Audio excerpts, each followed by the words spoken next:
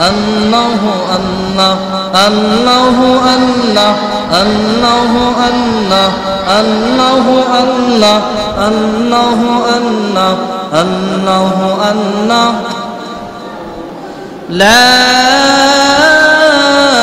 إله إلا الله محمد رسول الله صلى الله عليه وسلم محترم हाज़िरीन किराम मुअज़्ज़ज़ मुरब्बियान किराम যুবক ভাইরা পর্দার আড়ালের সম্মানিতা শ্রদ্ধা মা ও বোনেরা আমরা সর্বপ্রথম লক্ষ কোটি শুকরিয়া আদায় করি সেই মহান সত্তার যে রব্বুল আলামিন আপনারে আমারে পবিত্র জুমার দিন পবিত্রতা অর্জন করিয়া আল্লাহর সান্নিধ্যে পাওয়ার জন্য দুনিয়ার শান্তি এবং আখিরাতে মুক্তির জন্য আল্লাহ তাবারক ওয়া তাআলা আপনারে আমারে দুনিয়ার সমস্ত ঝামেলা থেকে মুক্ত রাখিয়া পবিত্র মসজিদের মধ্যে আসার বসার জিকির আজকার করার দরুদ পাঠ করার যে আল্লাহ পাক আমাদেরকে তৌফিক দান করেছেন সেই মহান মুনিবের শুকরিয়া আদায় করে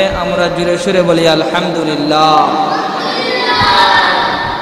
মুহতারাম হাজিরিন কিরাম এই যে জুমার দিন এটা অনেক ফজিলত দিন অনেক ফজিলতময় দিন।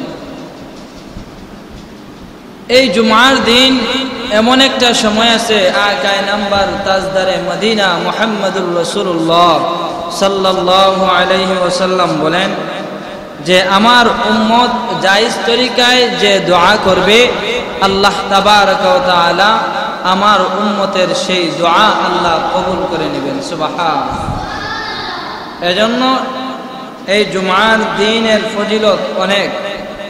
এই জুমার দিন সাহাবায়ে কেরাম জুমার প্রস্তুতি নিতেন 2 দিন আগ থেকে, কিন্তু আমাদের দিকে তাকাইয়া দেখেন জুমার আজান হয়ে যায় অথচ আল্লাহ বলেন ইযা নুদিয়া লিস-সালাতি মিন ইয়াউমিল জুমআতি ফাসআউ ইলা যিকরিল্লাহ। যখন জুমার নামাজের জন্য আহ্বান হয়ে যায় তখন সমস্ত দুনিয়াবি কাম কাজ গল্প গুজব সমস্ত দুনিয়াবি ঝামেলা থেকে ফারেগ হইয়া জুমার নামাজের জন্য আল্লাহ তাবারক ওয়া তাআলার পক্ষ থেকে তোমাদেরকে আহ্বান করা হয়েছে সুবহানাল্লাহ।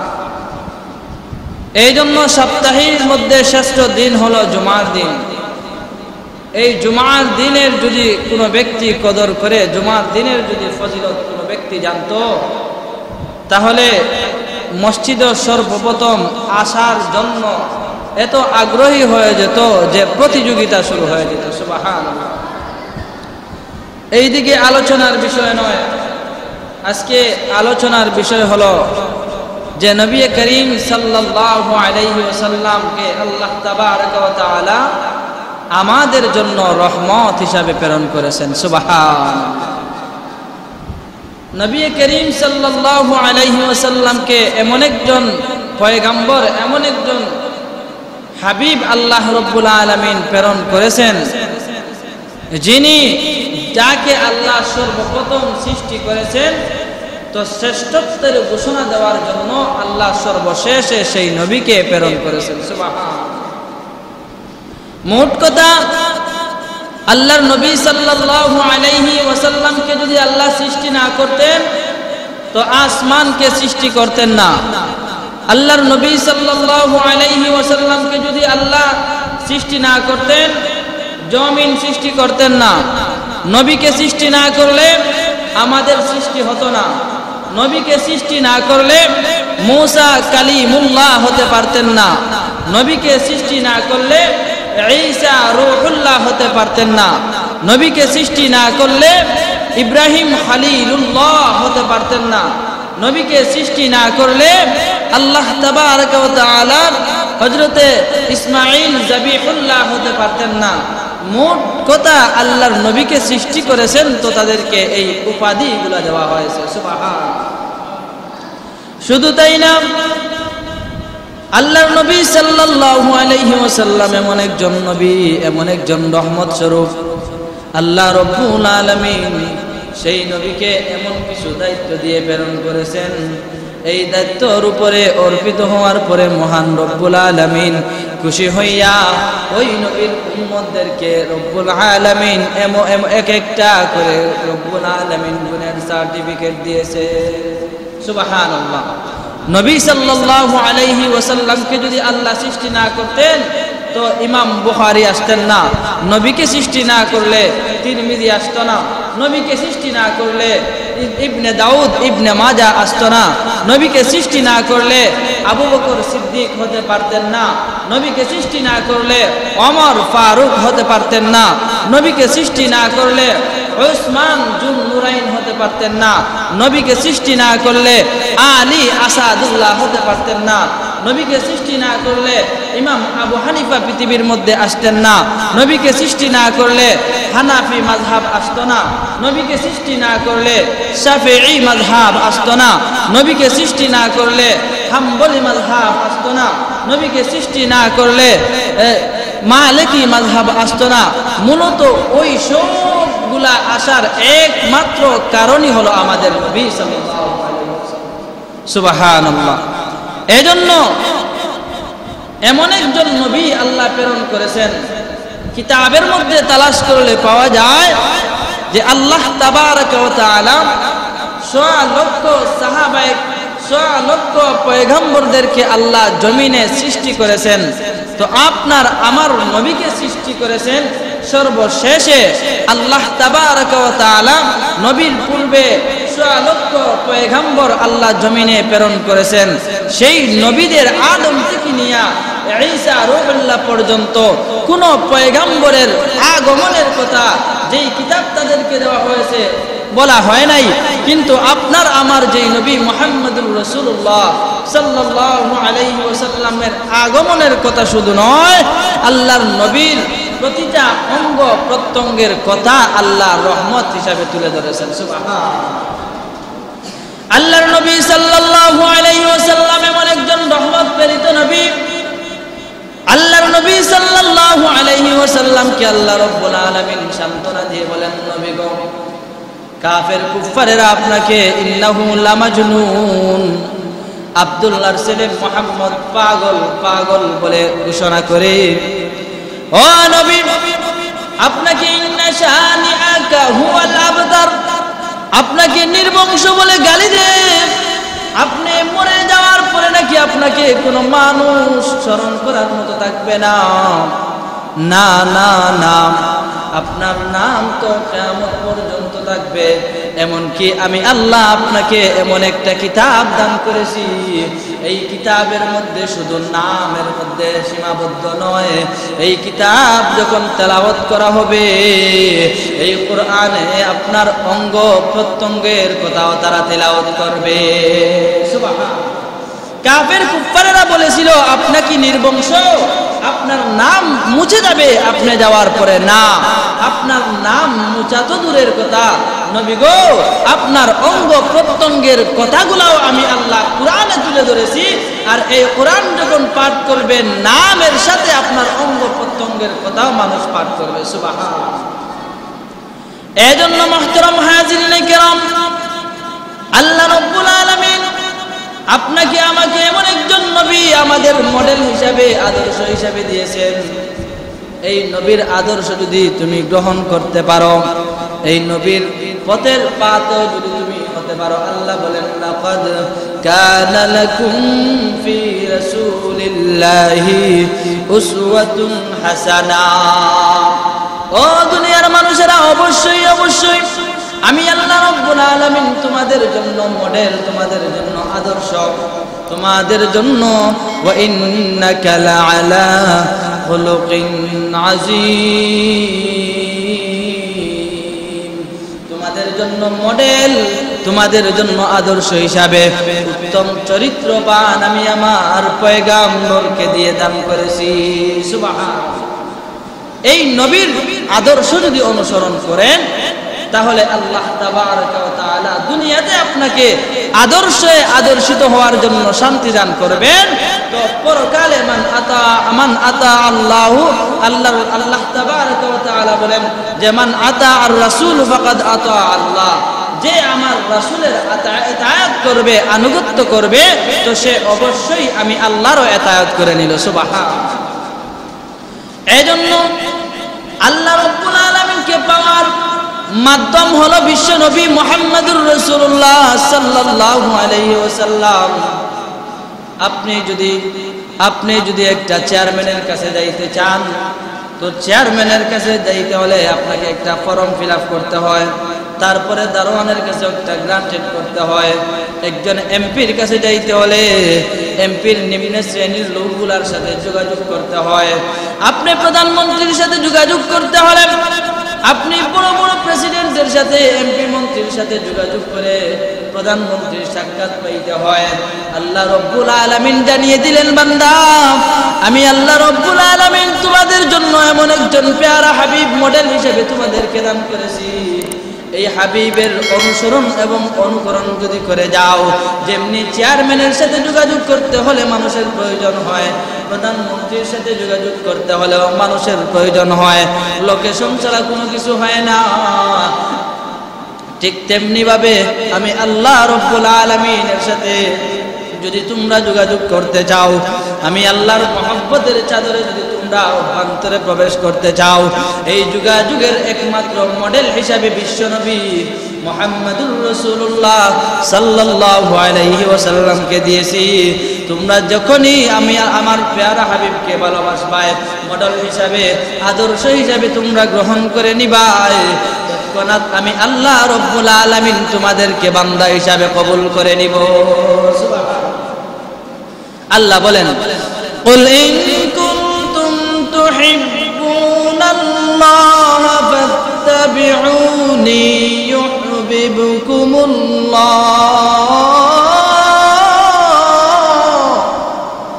ওয়া ইয়াগফির লাকুম যুনুবাকুম ওয়াল্লাহু গফুরুর রহিম।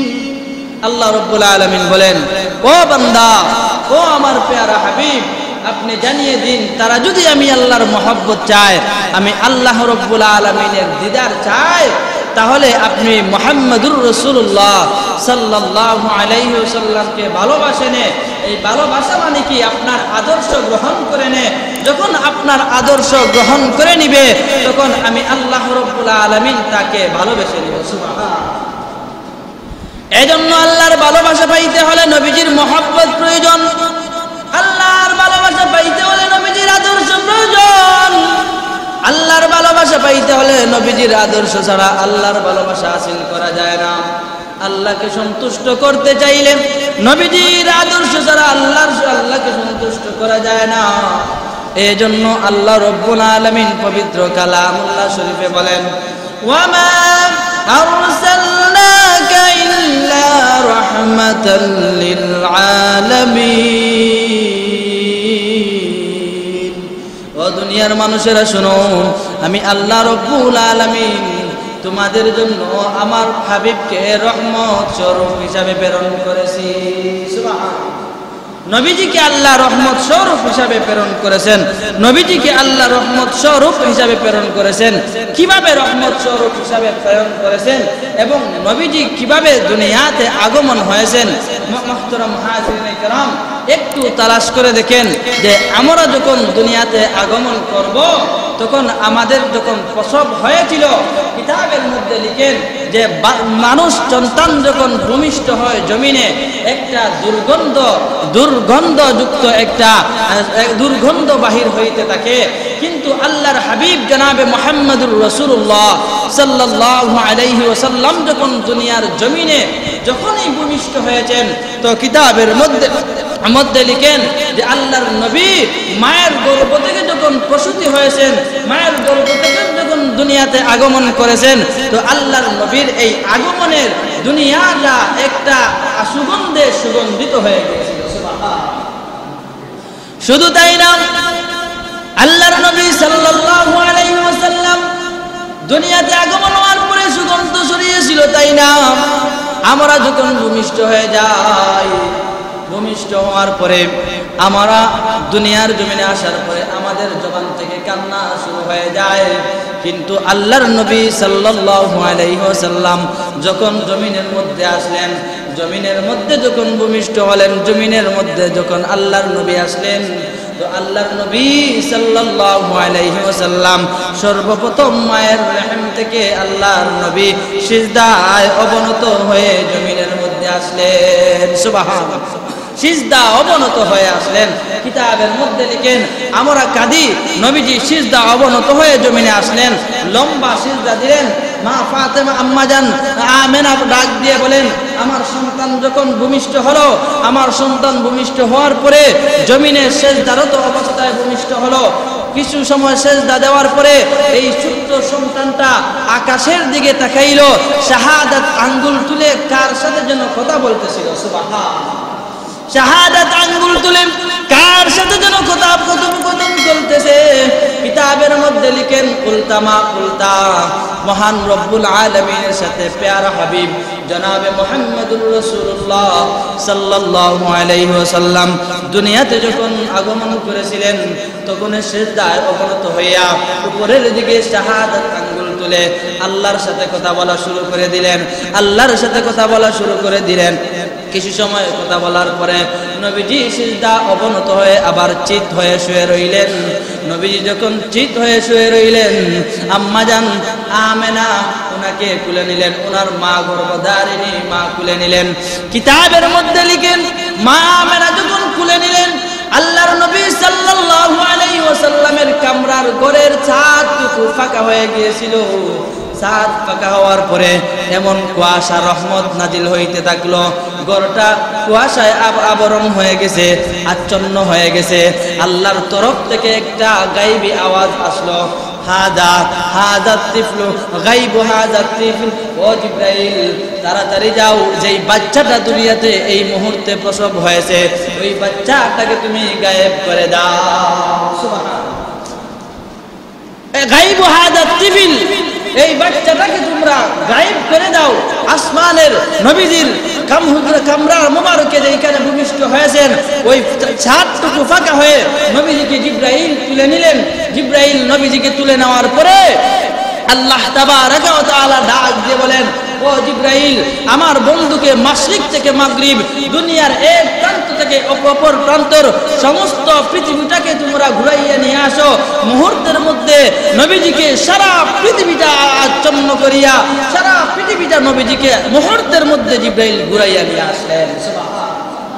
আল্লাহ রাব্বুল আলামিন ডাক দিলেন জিবরাইল, শুধু তাই না, এই দুনিয়ার জমিনে যিনি আগমন করেছে তাকে কোনো মানুষ চেনে না, এমন যিনি প্রসব করেছেন মা আমেনা, এই আমেনাও চেনে না তার পেটের মধ্যে কি কোন সন্তান ছিল। আল্লাহর নবীকে যখন সারা দুনিয়া ঘুরানো হলো, নবীজি সাল্লাল্লাহু আলাইহি ওয়াসাল্লামকে জিবরাইলকে নির্দেশ দিলেন, মাশরিক থেকে মাগরিব পর্যন্ত ঘুরাইয়া নিয়ে আসো। ঘুরাইয়া নিয়ে আসা হলো। এবার আল্লাহ ডাক দিলেন, ও জিবরাইল দুনিয়ার মধ্যে মানুষ, জিন, পশু পাখি, এমনকি ছোট্ট ছোট্ট আইয়ুহাল হাসরাত, হাসরাত নামক যেই প্রাণীগুলো আছে ওই সমস্ত মাখলুকাতের যেই ভালো গুণটা আছে ওই ভালো গুণটা আমার বন্ধুর সিনার মধ্যে তোমরা ঢুকাইয়া দাও। সুবহানাল্লাহ। মানুষ, জিন, পশু পাখি, এমনকি কীট পতঙ্গের যত দুনিয়ার যত প্রাণী আছে এই প্রাণীগুলার যত ভালো গুণ আছে ওই ভালো গুণটা আমার হাবিবের সিনার মধ্যে তুমি ঢুকাইয়া দাও। সুবহানাল্লাহ। শুধু তাই না, কিতাবের মধ্যে লিখেন আল্লাহর নবী কিভাবে রহমত হিসাবে আসছেন।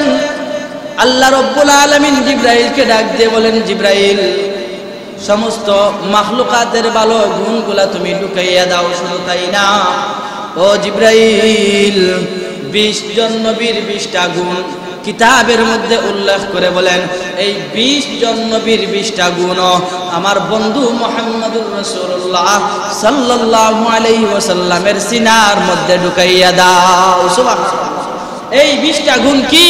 কিতাবের মধ্যে লিখেন যে 20টা গুণ হলো আতুহু খুলুকা আদম, মা'রিফাতা শীশ, সুজাআতা নূহ, খুল্লাতা ইব্রাহিম, লিসানা ইসমাঈল, রিদা ইসহাক, ফাসাহাতা সালেহ, হিকমাতা লূত, বুশরা ইয়াকুব, জামালা ইউসুফ, সবরা আইয়ুব, তাআতা ইউনুস, জিহাদা ইউশা, صوت داود حب دانية وقار إلياس زهد عيسى قوة موسى হাইবাত সুলাইমান ওয়া ইলমাল খিজির। এই 20 জন নবীর 20টা গুণ আমার বন্ধুর সিনার মধ্যে তুমি ঢুকাইয়া দাও। সুবহানাল্লাহ, আর জোরে বলেন না সুবহানাল্লাহ।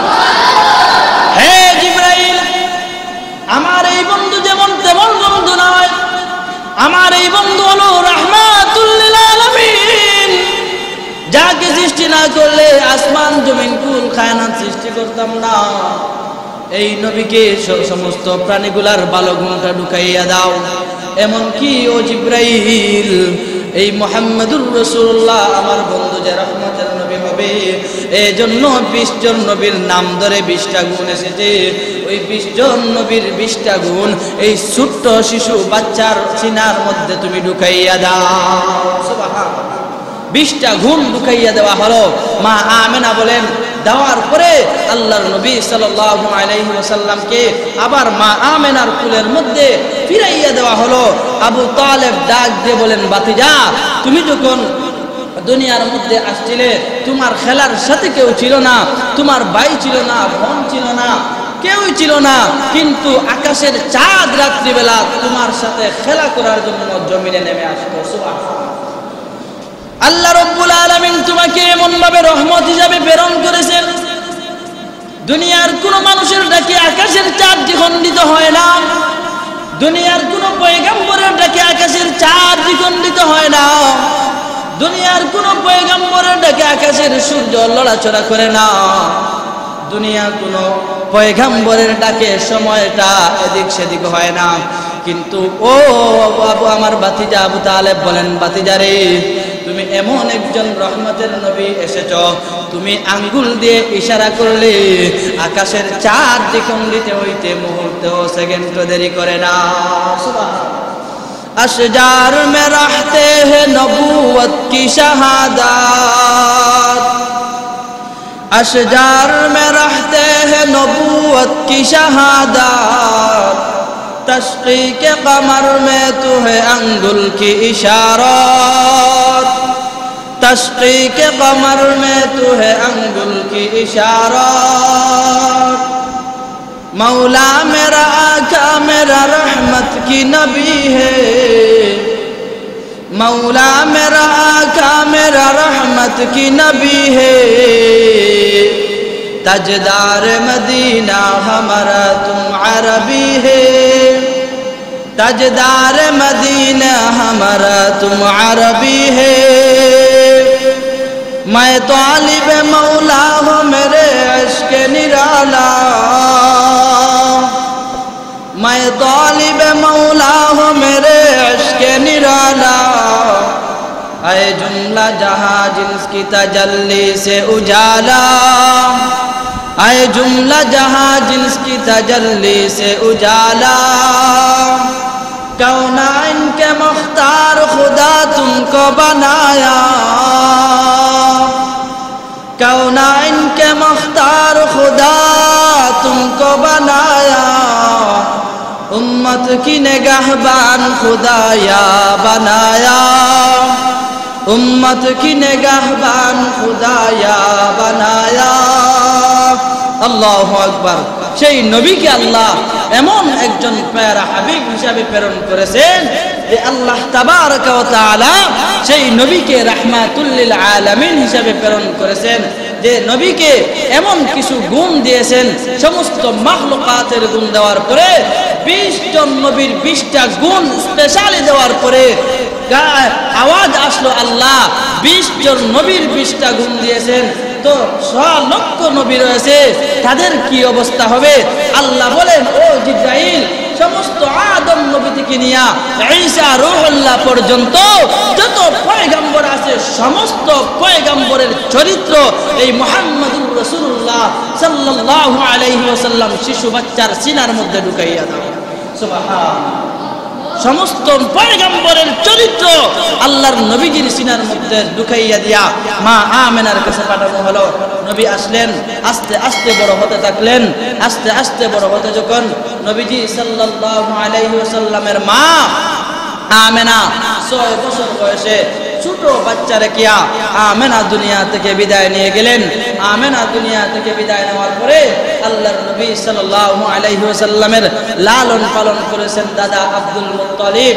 আব্দুল মুত্তালিব আমেনার মৃত্যুর পরে, নবীজির মা মৃত্যুর পরে 6 মাস পরে দাদা আব্দুল মুত্তালিব দুনিয়া থেকে বিদায় নিয়ে গেলেন। আব্দুল মুত্তালিব বিদায় হওয়ার পরে নবীজির দায়িত্ব নিলেন আবু তালিব চাচা। জুড়ে বলেন সুবহানাল্লাহ। আবু তালিব নবীজির দায়িত্ব নেওয়ার পরে যখন নবীজি ধীরে ধীরে বড় হতে থাকলেন, আল্লাহর নবী সাল্লাল্লাহু আলাইহি ওয়াসাল্লাম যখন 40 বছর হয়ে গেল নবুয়ত প্রাপ্ত হলেন। নবুয়ত প্রাপ্ত হওয়ার পরে নবীজি দিনের দাওয়াত দেওয়া শুরু করলেন। এবার সর্বপ্রথম পুরুষের মধ্যে যেই ব্যক্তিরা ইসলাম ধর্ম গ্রহণ করেছে তার নাম হলো সিদ্দিক আকবর, হযরতে আবু বকর সিদ্দিক রাদিয়াল্লাহু তাআলা আনহু। নবীজির দিনের দাওয়াত গ্রহণ করেছেন মহিলাদের মধ্যে সর্বপ্রথম যিনি, তার নাম হলো খাদিজাতুল কুবরা রাদিয়াল্লাহু তাআলা আনহা। দুইজন ইসলাম ধর্ম গ্রহণ করে নিলেন। তৎকালীন জমানায় খাদিজাও ছিলেন একজন দানাত্ম পরিবারের মহিলা। তৎকালীন যুগে আবু বকর সিদ্দিকও ছিলেন সেই যুগের দানাত্ম পরিবারের ফ্যামিলির মানুষ।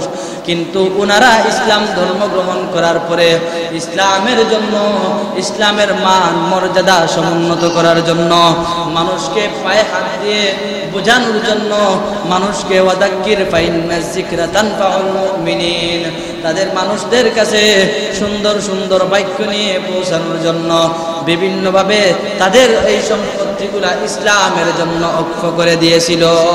সুবহানাল্লাহ। ইসলামের জন্য অক্ষ করে দিয়েছে। ওইগুলা সাহাবায়ে কেরামের জিন্দেগি বলার সময় নাই।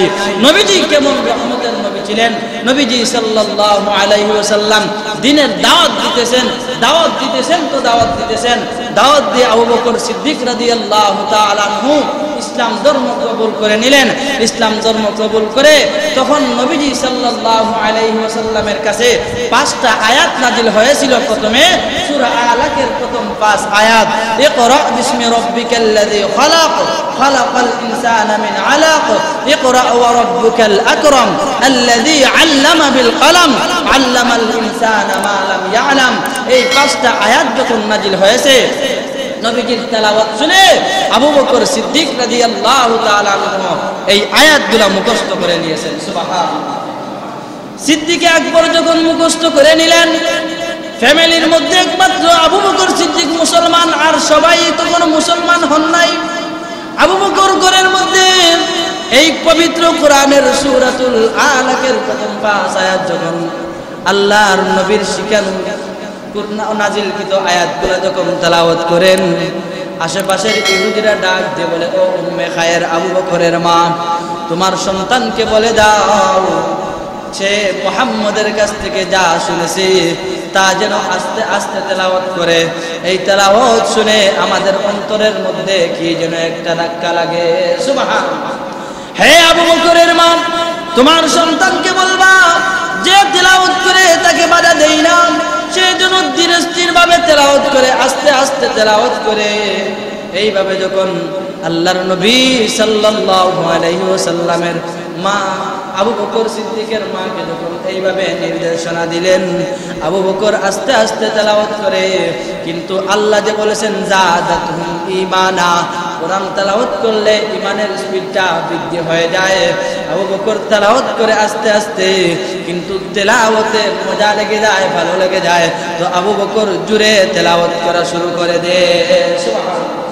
জোরে যখন তেলাওয়াত করা শুরু করে দেয়, ইহুদিরা এসে আবু বকরকে এমন ভাবে আঘাত করলো, হে আবু বকর, এতদিন তোমাকে ভাতিজা হিসাবে মানছি, এতদিন তোমাকে চাচাতো ভাই হিসাবে গ্রহণ করেছি। আবু বকর, আজকে তুমি আমাদের ধর্মের মধ্যে চুন খালি মারিয়া তুমি নাকি আব্দুল্লাহর ছেলে মুহাম্মাদের ধর্মে চলে গেছো। ও আবু বকর, আর তোমাকে এই ধর্মে রাখা যায় না, তোমাকে আর জীবন্ত রাখা যায় না। এই বলে আবু বকরের কাছে আবু বকরকে আঘাত করা শুরু করলো। আবু বকর রক্তে রঞ্জিত হয়ে গেলেন। উম্মে খায়ের আবু বকরকে নিয়ে আল্লাহর নবীর কাছে সোজা চলে গেলেন। হে আব্দুল্লাহর ছেলে মুহাম্মদ, তোমার দিন গ্রহণ করিয়া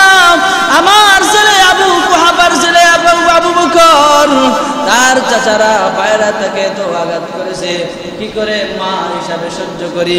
আল্লাহর নবীকে আবু কুহাফার স্ত্রী আবু বকরের মা বিভিন্নভাবে গালিগালাজ করতেছেন, বকা জোকা দিতেছেন, কিন্তু আল্লাহর নবীর সাহাবী আবু বকর বলে, মা আমার নবীকে গালি দেবা না, আমার নবীকে গালি দিবা না, যেই দিন ধর্ম গ্রহণ করেছি এই দিনটাই হলো শ্রেষ্ঠ ধর্ম। সুবহানাল্লাহ। আমি যেই দিন গ্রহণ করে নিয়েছি, আমি যেই ধর্ম কবুল করে নিয়েছি এটাই হলো সর্বশ্রেষ্ঠ ধর্ম। ওনার দুধ মুবারক দিয়ে আবু বকরের চেহারার মধ্যে মালিশ করে দিলেন, কিতাবের মধ্যে লিখেন মুহূর্তের মধ্যে আবু বকরের এই দাগগুলা আল্লাহ নবীজির দুধ মুবারকের বরকতে ভালো করে দিলেন। সুবহানাল্লাহ। নবীজির দুধ মুবারকের বরকতে আবু বকরের এই চেতযুক্ত জায়গাটুকু আল্লাহ ভালো করে দিলেন।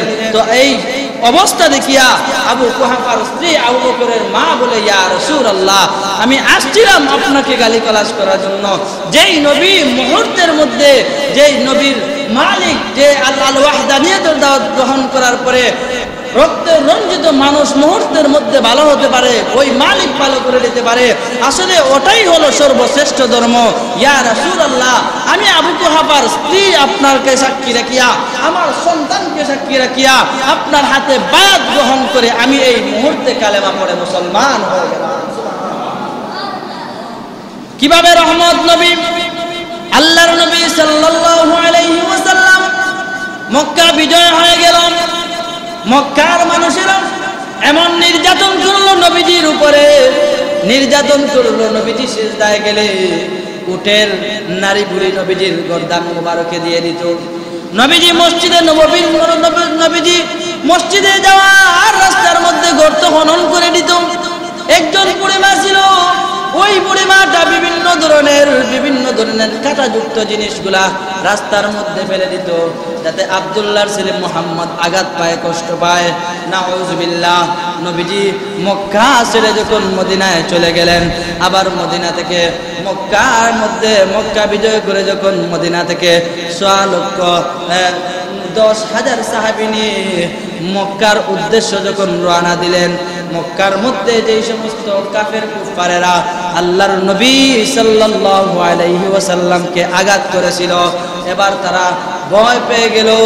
10,000 সাহাবী নিয়ে এবার আব্দুল্লাহর ছেলে মুহাম্মদ আসতেছে। আমরা না তাকে কত কষ্ট দিয়েছি, কিভাবে নবী রহমত দেখেন, আমরা না তাকে কষ্ট দিয়েছি, এই কষ্টের আজকে সে প্রতিশোধ গ্রহণ করবে। এই জন্য মক্কায় যারা আল্লাহর নবীকে কষ্ট দিয়েছে তারা মক্কা ত্যাগ করে পাহাড়ের গুহায় গিয়ে আশ্রয় নিয়েছে। সুবহানাল্লাহ। পাহাড়ের গুহায় চলে গেছে।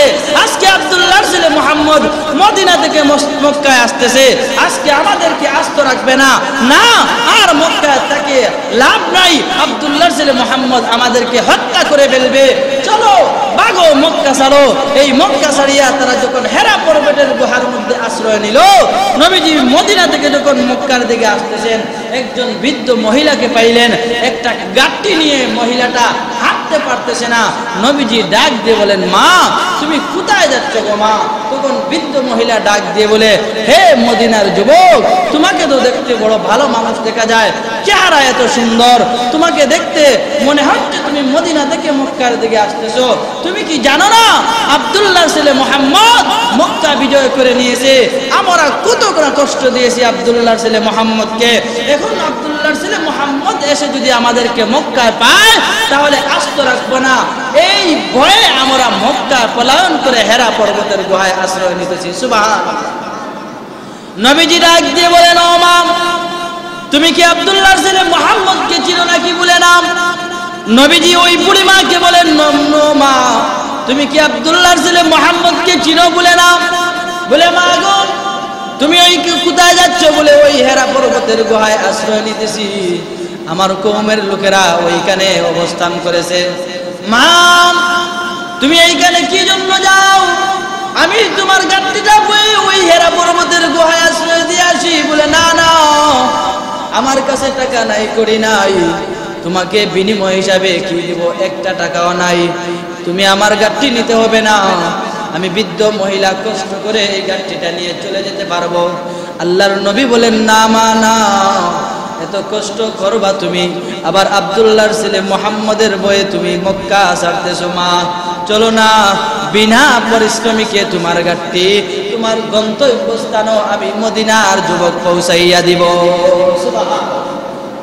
হে মা, আমাকে কোনো প্রতিদান দিতে হবে না, গাড়ির জন্য যে প্রতিদান দিতে হবে না, বিনা পারিশ্রমিকে আমি মদিনার যুবক তোমার গন্তব্যস্থানে পৌঁছাইয়া দিব।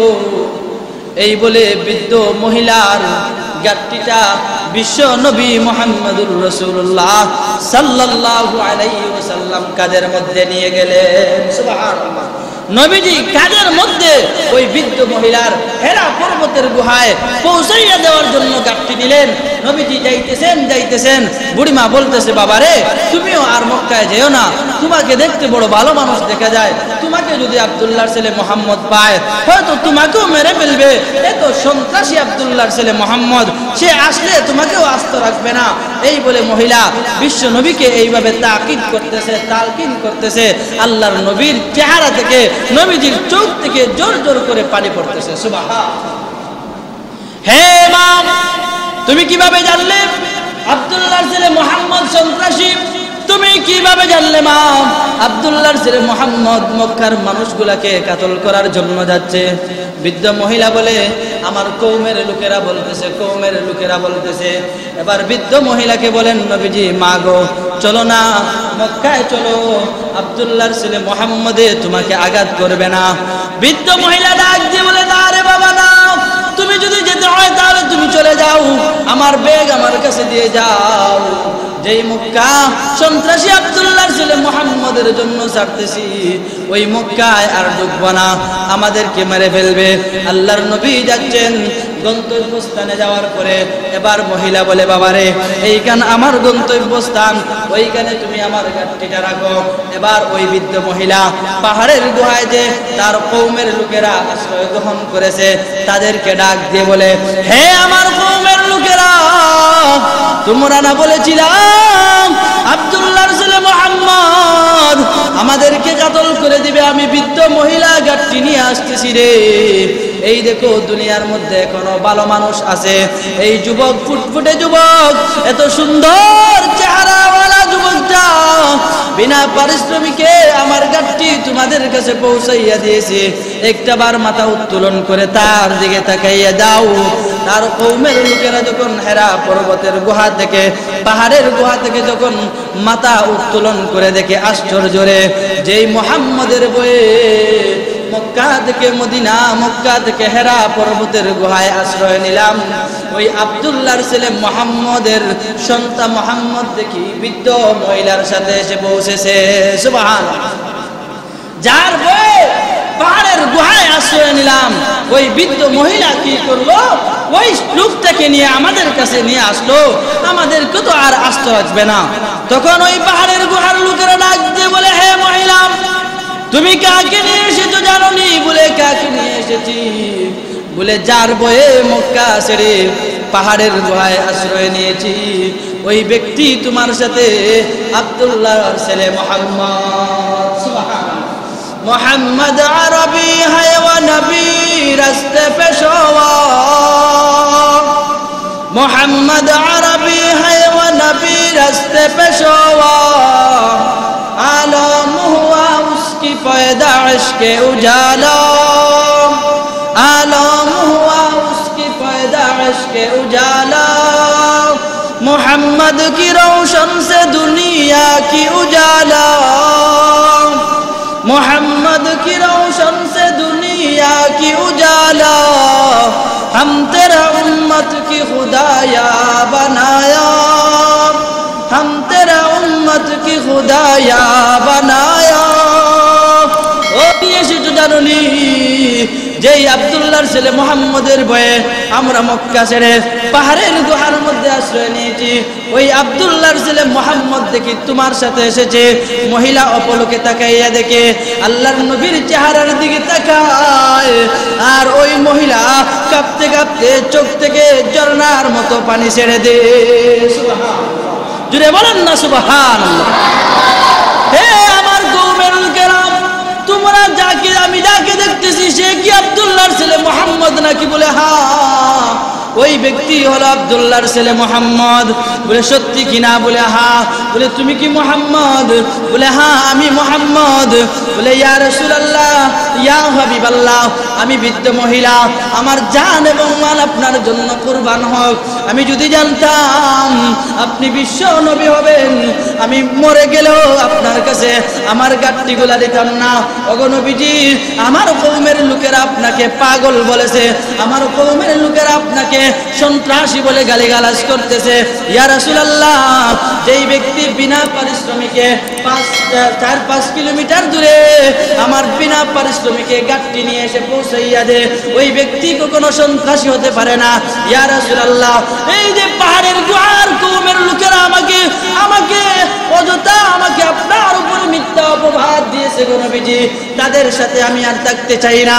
ও গো নবীজি, আপনার চরিত্র এত ভালো, আপনি এত ভালো মনের মানুষ ইয়া রাসূলুল্লাহ, আমি বুঝতে পেরে গেছি গো নবীজি, এই ধর্ম গ্রহণ করলে অবশ্যই শান্তি হবে। ইয়া রাসূলুল্লাহ, আমি আমার কওমের লোকদেরকে এই মুহূর্তে ত্যায্য করিয়া আপনার হাতে বায়াত গ্রহণ করিয়া আকাশ পাতাল সাক্ষী রাখিয়া এই মুহূর্তে এই কালেমা পড়ে ইসলাম কবুল করে নিলাম।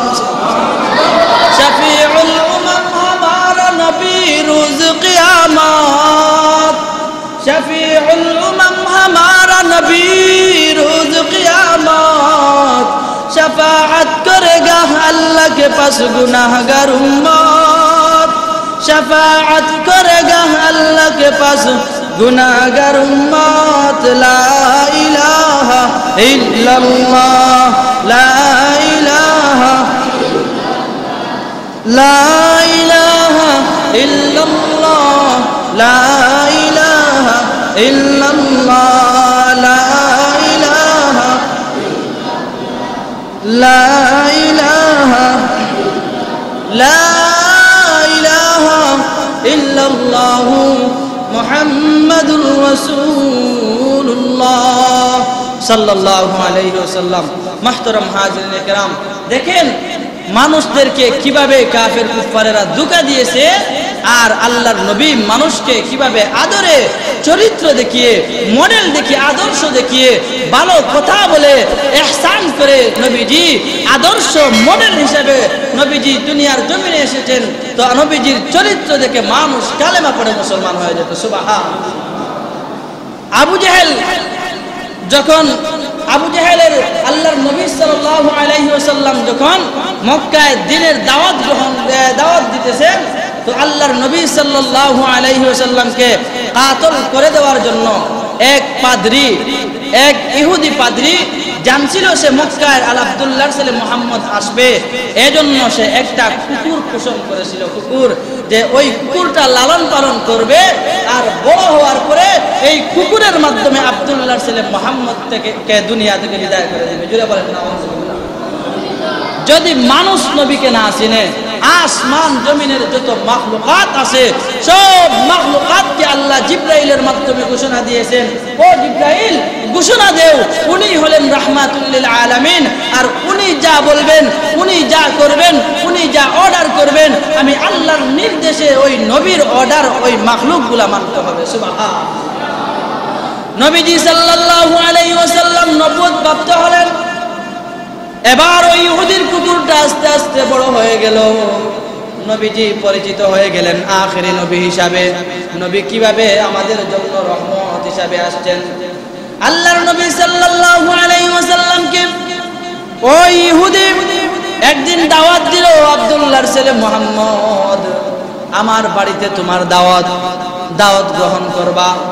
নবীজি খাওয়ার জন্য দাওয়াত গ্রহণ করেন নাই, নবীজি ইহুদিকে দ্বীনের দাওয়াত দেওয়ার জন্য কবুল করে নিয়েছে।